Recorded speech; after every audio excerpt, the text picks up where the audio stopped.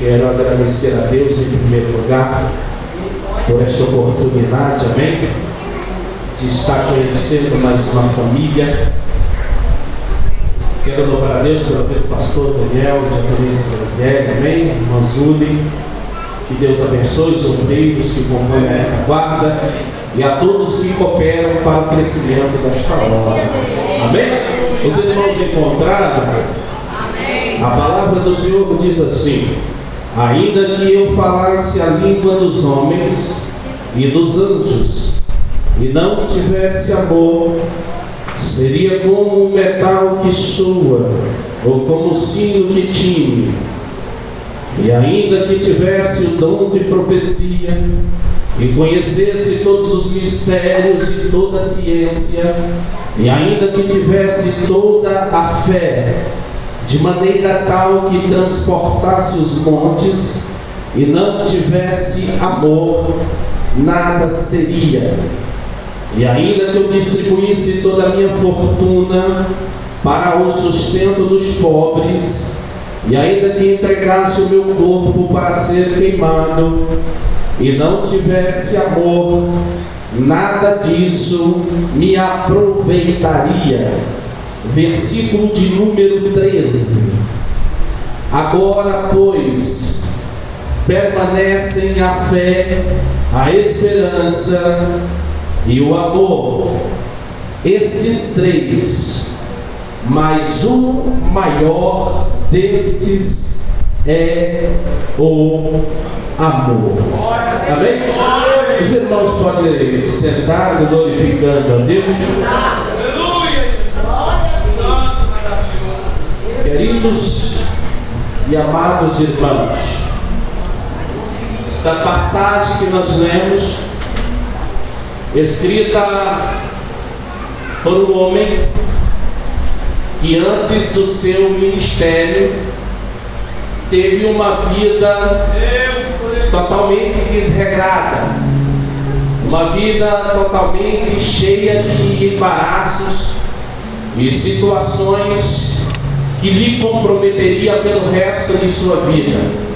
Quando nós estudamos e olhamos a biografia de Saulo de Tarso antes da sua conversão, nós vamos observar, à luz da palavra de Deus, que este fora uma arma levantada pelo judaísmo para combater o avanço do cristianismo após a ressurreição de Cristo e a sua aspersão para o Pai.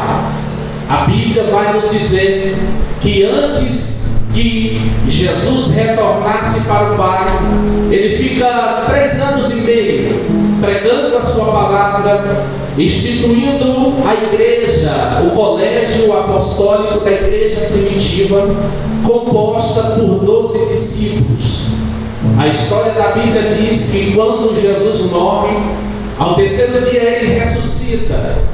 E quando Jesus ressuscitou, ele ficou durante 40 dias, que se denomina o período da quaresma, incentivando os seus discípulos a permanecerem naquilo que ele havia lhes ensinado. Jesus disse: olha, preste bem atenção naquilo que eu fiz e faça as mesmas coisas que eu fiz. E como é que nós vamos lembrar de tudo o que o Senhor disse, de tudo quanto o Senhor fez e de tudo quanto o Senhor nos ensinou?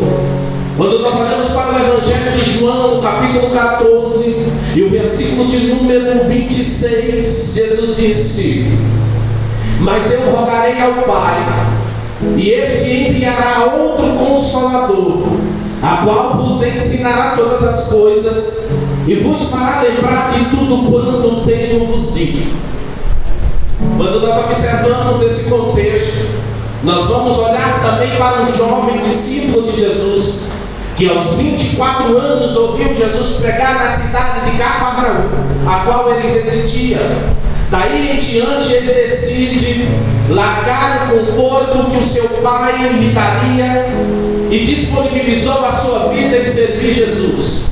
Aos 24 anos, João se converte ao Senhor e nunca mais se aparta dele.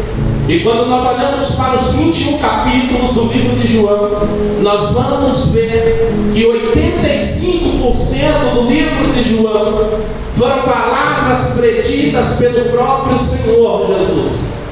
Porque João vai se destacar entre os 12 e vai se tornar conhecido como o discípulo que mais amava Jesus. E aquele que ama, ele cuida. Aquele que ama, ele quer ver bem. Aquele que ama, presta mais atenção e também dá mais atenção. E João dava tanta atenção para Jesus que aquilo que Jesus falava, ele escrevia. Quando nós vamos ver lá, João aos 90 anos, depois dele ser colocado como pastor da igreja de Éfeso, a qual o apóstolo Paulo prega o sermão e 200 mil gregos aceitam Jesus, o imperador Domiciano, da cidade de Éfeso, vai lançar um decreto para que João feche a igreja. E João nega o pedido do imperador. E a história diz que eles decidem jogar João dentro de um tacho de azeite fervendo. E a Bíblia diz, os estudiosos dizem que João é jogado lá dentro. Mas quando retiram João está intacto, não sofreu nenhuma queimadura. Porque segundo os estudiosos, João amava tanto a palavra de Deus que a morte não tinha poder sobre a vida de João. A palavra de Deus estava entrelaçada na vida de João, que nem os 1300 graus Celsius foram capazes de causar uma única ferida, uma única queimadura. Porque aquele que ama a palavra de Deus, o mal não resiste ele. Aquele que ama Jesus, o mal não sobrevive, pode até sobreviver a ele os maus tempos, mas ele resiste porque ele está firmado na rocha e conhece o Deus que ele serve. A Bíblia vai dizer, o escritor aos Hebreus vai mencionar no capítulo 11 de Hebreus a importância da fé. Aleluia. E ele vai dizer que fé é o firme fundamento daquilo que não se vê, mas de algo que se espera. No versículo de número 6 ele diz: portanto, todo aquele que aproxima de Deus tenha que crer que ele é galardoador dos que o buscam. Em Hebreus capítulo 10, versículo 38, o escritor diz que o justo viverá da fé, e se ele recuar, a minha alma não tem prazer nele. Quando Paulo escreve a segunda carta aos irmãos de Coríntios, ele vai dizer que a nossa caminhada não é por vista, mas é por fé. Porque hoje caminhamos por fé, mas quando Jesus voltar para buscar a igreja no evento escatológico, conhecido como arrebatamento, a qual Paulo vai destacar em 1 Tessalonicenses capítulo 4, versículo 16, que o mesmo Deus virá com grande alarido, com voz de arcanjo e ao som da trombeta, e os que morreram com Cristo ressuscitarão primeiro, e nós, os que estivermos vivos, seremos arrebatados e encontraremos com o Senhor e o veremos como Ele é. Hoje a nossa caminhada é por fé, porque não vemos, mas naquele dia a nossa caminhada será por vista, porque o veremos como Ele é. A Bíblia vai destacar um homem cuja sua fé em Deus superou todos os obstáculos e dificuldades que a vida lhe apresentou. Este nome era Abrão, esposo de Sarai, habitante da cidade de Uz. Quando nós olhamos o capítulo 12 do Gênesis, nós vamos ver Deus fazendo uma promessa a este homem e dizendo: olha, sai da tua terra, do meio da tua parentela, e vá para uma terra distante que eu te mostrarei. Quando nós observamos o capítulo 13, 14, 15, 16 e 17, nós vamos ver Abraão enfrentando muitas dificuldades. Nós vamos ver um homem provado ao extremo, mas que nunca desistiu dos projetos de Deus em sua vida. No capítulo muda o nome de Abraão para Abraão. E no capítulo 21, Deus cumpre a promessa que ele havia feito a Abraão. Porque tudo que Deus fala, ele cumpre.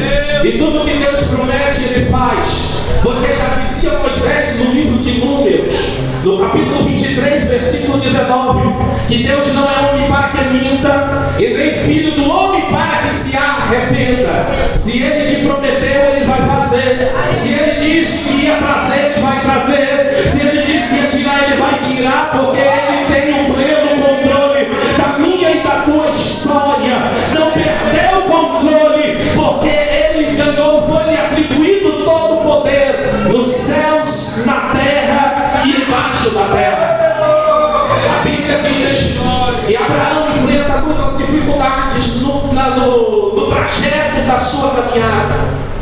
Não é de fato que eu e você vai enfrentar muitas dificuldades e muitos obstáculos na nossa caminhada. Vai ter tempo que nós estaremos bem na nossa caminhada espiritual, e há momentos que nós estaremos mal na nossa caminhada espiritual. Vai ter tempo que você vai estar bem no seu casamento, e vai ter tempo que vai surgir uma crise no seu casamento. Vai ter tempo que você vai estar de bem com toda a sua família, e vai ter tempo que você vai estar de mal de algumas pessoas da sua família. Porque o sábio Salomão escreve em Eclesiastes capítulo de número 3 que tudo tem o seu devido tempo. O tempo de plantar e o tempo de arrancar aquilo que se plantou. Quando nós olhamos para o capítulo 9, versículo 2 do livro de Eclesiastes, a qual Salomão compôs no auge da sua velhice, ele vai dizer que tudo se sucede a todos. Ao justo e ao injusto, ao puro e ao impuro. Ou seja, nós somos participantes das bênçãos e das promessas que Deus um dia nos fez.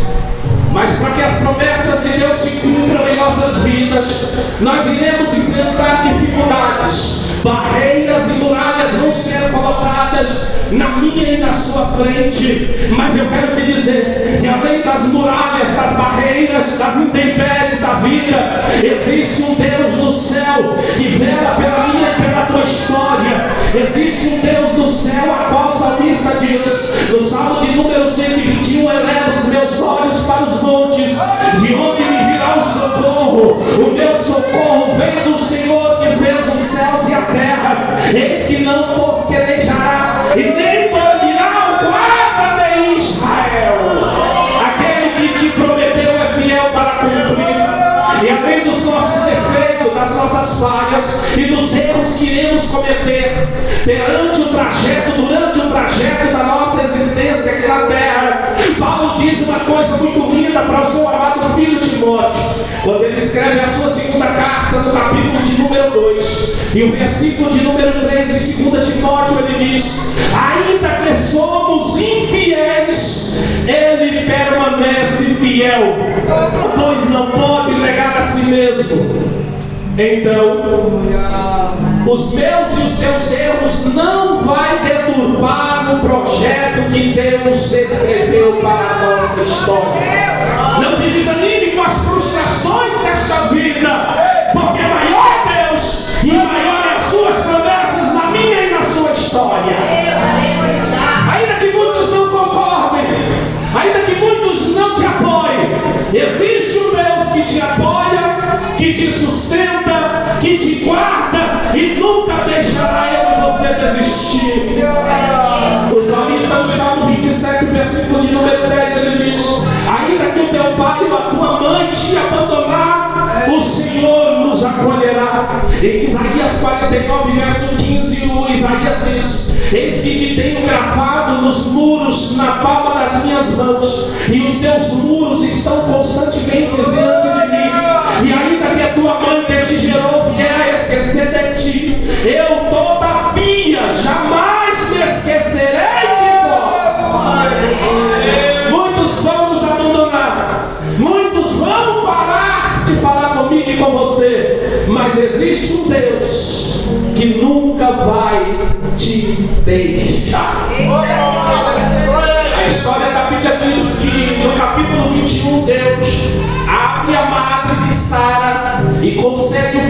promessa, chamado Isaac. A Bíblia diz que Abraão agora está muito feliz ao lado de seu filho e sua esposa.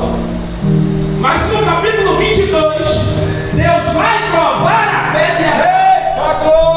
E dizendo: Abraão, pega o jumento, o servo, pega o teu filho Isaac e vai para o Monte Moriá. E a Bíblia diz que Deus fala assim com Abraão: olha, eu quero que você sacrifique o seu filho. Isaac era a coisa que mais Abraão amava. Mas para ele se tornar o pai da fé, ele tinha que sacrificar aquilo que ele mais gostava. O que eu aprendo com isso? Tem coisas nas nossas vidas que nos faz bem. Tem coisas na nossa vida que nos deixam felizes e alegres. E muitas dessas coisas eu e você vai ter que abrir mão para que o propósito de Deus venha se cumprir nas nossas vidas. Porque não é do meu jeito. Não é eu que escrevo, nem eu que escolho o que irá acontecer. Porque o meu passado, o meu presente, o meu futuro, Deus já escreveu. O teu passado, o teu presente, o teu futuro também já foi escrito por um Deus que te conhece e que sabe da tua estrutura e que te formou, ainda eu e você estando na barra de nossa vida. A Bíblia diz que quando Abraão deita o moço no altar e pega o cutelo para imolar o menino ou matar Isaac, o anjo diz: não faça isso, Abraão. Olha aí o cordeiro para o sacrifício. Em exemplos de fé, Abraão se superou quando ia abrir mão daquilo que mais ele aguardou e daquilo que ele mais amava. A fé de Abraão é um exemplo para nós até hoje, nos dias de hoje, para que eu e você venha se espelhar e saber e acreditar que Deus está no controle de todas as coisas. O texto também vai destacar a importância da perseverança, da esperança. A esperança é o combustível que faz o crente caminhar. Sem esperança, o peregrino desvanece e deixa de caminhar. A esperança ameniza a ansiedade. A ansiedade nada mais é do que um desequilíbrio emocional. A Bíblia diz que a esperança é o combustível e que eu e você continue aguardando com expectativa o objetivo, e a esperança nasce em cima de uma promessa. Quando nós olhamos o texto a qual o apóstolo Paulo escreve aos Romanos, no capítulo 8, versículo 24, ele diz: porque em esperança somos salvos. Ora, a esperança que se vê não é esperança, porque o que alguém vê, como o esperará? Mas se esperamos o que não vemos, com paciência esperamos. Esperança é uma associação de confiança e de expectativa e paciência no aguardo do cumprimento das promessas. Em Jeremias 17:7 ele diz: bem-aventurado é o varão que confia no Senhor e cuja esperança é o Senhor. E agora, eu quero trazer à memória dos meus irmãos a importância do amor. Quando nós olhamos para a biografia de Saulo antes dele ser chamado no caminho de Damasco, foi uma arma levantada pelo judaísmo para combater o avanço do cristianismo após o período da aspersão de Jesus para o Pai. Ele veio, cumpriu seu ministério durante 3 anos e meio, instituiu os discípulos, a igreja primitiva, ressuscitou ao 3º dia, 40 dias incentivou seus discípulos a permanecer naquilo que ele havia ensinado. Se denomina o período da quaresma, mais 10 dias, faz 50. 50 significa Pentecostes. E a Bíblia diz, em Atos capítulo 2, que no dia de Pentecostes estavam todos reunidos em um mesmo lugar. E de repente veio do céu um som de um vento, como um vento veemente e impetuoso, e encheu toda a casa, e todos foram repletos do Espírito Santo. Antes desse evento acontecer, narrado pelo profeta Joel, 830 anos antes da vida de Cristo, a Bíblia diz que Pedro, que era o chefe do colégio da igreja apostólica primitiva, e Tiago, eles saíram para pregar o Evangelho. Só que os fariseus, os anciões, que compunham a cúpula judaica do farisaísmo naquela época, vão intimidar os varões. Eles vão dizer: olha, esses aí são varões galileus, porque Galileia era uma das 5 regiões que compunham o estado da Palestina. E quem vinha da Galileia não tinha estudo, não tinha formação. Eram pessoas leigas, sem conhecimento. E a história da Bíblia diz que o sistema composto pelos fariseus, que eram doutores da lei, cuja lei mosaica, vão tentar impedir os discípulos de pregar o Evangelho. Mas quando o Espírito Santo desceu, que encheu, nada mais parou. Porque um homem ou uma mulher cheia do Espírito Santo, o sistema não para, a luta não para, a dificuldade não para, as crises, as lutas que você enfrenta não deixará não parar, com que você venha desistir, porque o Espírito de Deus habita dentro do teu coração. Jeremias pregando diante de uma geração corrompida, o povo de Judá, por conta do pecado, da idolatria e da adoração aos falsos deuses. Pegaram Jeremias e prendia, batia, espancava. Aí uma certa vez Jeremias disse: olha Deus, eu não vou mais pronunciar o teu nome. Eu abro mão do meu chamado. Eu não quero mais. E a história da Bíblia diz que uma chama aquecia o coração de Jeremias. E quando menos esperava, estava lá o profeta dizendo: arrependei-vos, é chegada a hora. Aleluia. Porque aquele que de Deus foi escolhido não tem como parar. Aquele que Deus chamou, as lutas, as dificuldades, não vai parar. Porque quem manda é Deus, quem faz é Deus, quem impera é Deus, quem reina é Deus. E a chama que arde no meu coração, e a chama que o Espírito de Deus aquece, não é o ódio, não é o orgulho, nem o rancor, mas é o amor de Deus estampado no meu e no teu coração, que vai prevalecer diante das dificuldades. O homem que perseguiu a igreja ao extremo, o homem que matou, que prendeu, que assolava o povo de Deus. Os obreiros vão evangelizar na cidade de Damasco, a capital da Síria. Aí Saulo fica sabendo e pega a carta com o sumo sacerdote para prender os irmãos.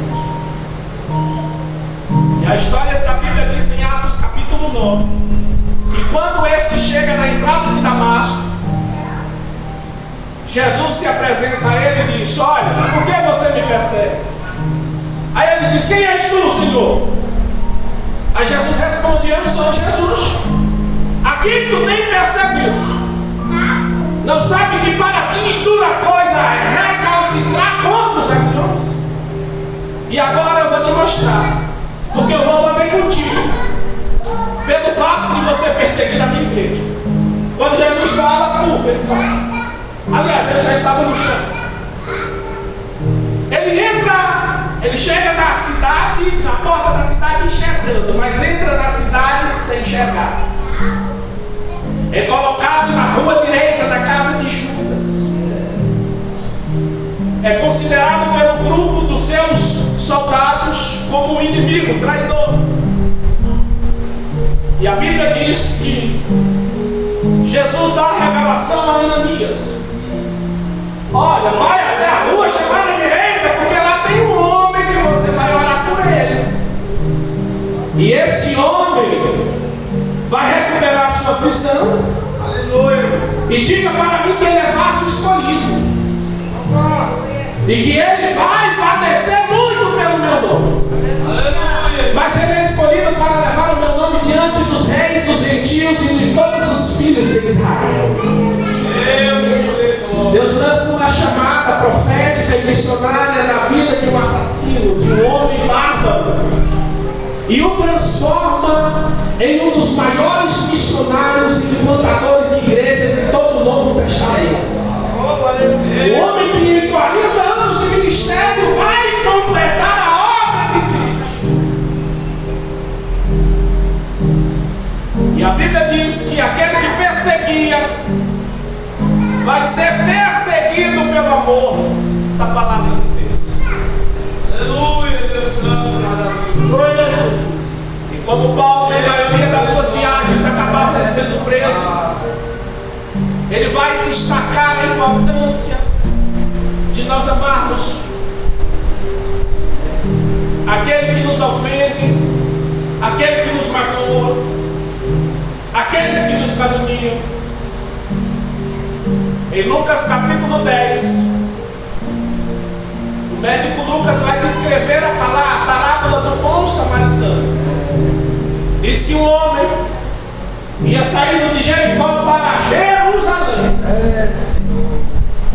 E os salteadores o pegaram, levaram os seus pertences, o espancaram e deixaram meio morto.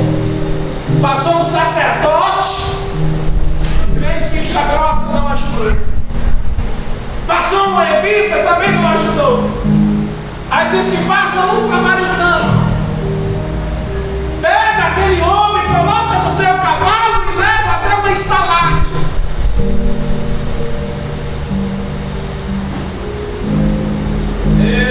Aluga um quarto e diz: olha, cuida deste homem aqui. Aleluia. Todos os remédios, tudo que ele precisar, você dá. E eu pego esse dinheiro, deixo aqui, e daqui a 3 dias, quando eu voltar, se o que eu dei não for suficiente, pode anotar que eu pago o resto. O homem que nunca conhecia ele fez tamanha ação. E Jesus disse assim: olha, se quiser ser meu discípulo, faça o mesmo. Em pleno século XXI, avanço da ciência, avanço da medicina, avanço da tecnologia, as coisas mudando, as coisas se modernizando, a vida humana perdeu o seu valor. Se matam por besteira, se separam, famílias se separando por besteiras, traições, ódio, contenda, brigas, discussões. Se cumpre o que Jesus disse em Mateus capítulo 24: e nos últimos dias, por se multiplicar a iniquidade, o amor de muitos se esfriaria. Mas porém os que perseverarem até o fim seriam salvos.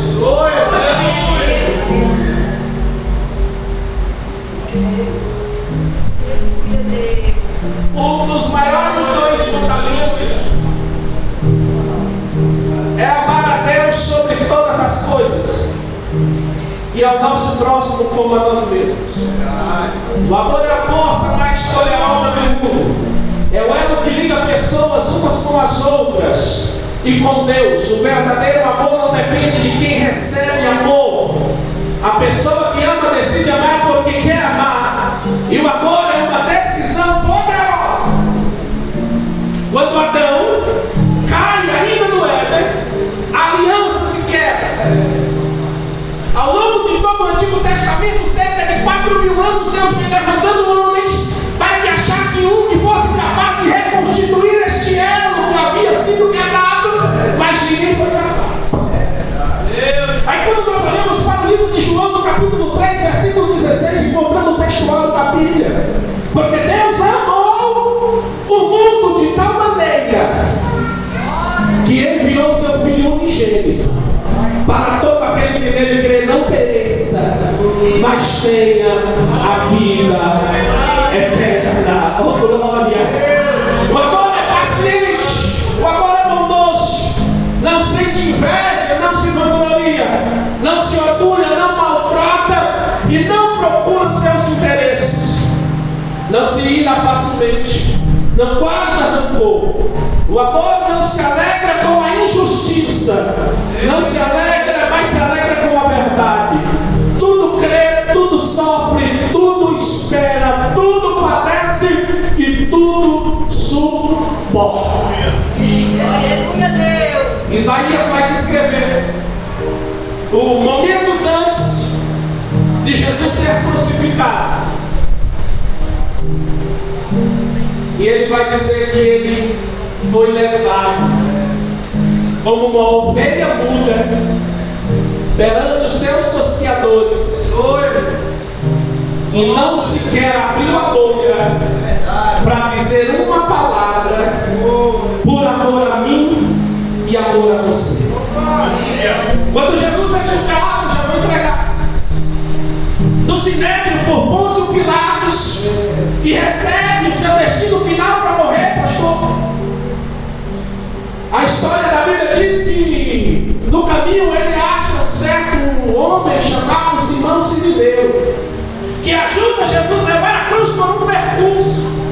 Depois daquele percurso, Jesus fica só, seu corpo dilacerado, coroa de espinhos sobre a sua cabeça. Mas ele foi fiel até a morte de cruz. Em meio àquele trajeto, eu imagino que ele poderia ter pensado em desistir, em parar. Mas Jesus disse não. No dia 24 de setembro de 2023, a metade da Avenida Peru Sol Nascente vão estar reunidos me adorando e me glorificando. Eu vou além do meu limite para salvar eles e demonstrar o meu amor por eles. Quando Jesus é pregado na cruz, coloca-se dois ladrões, à sua direita ou à sua esquerda.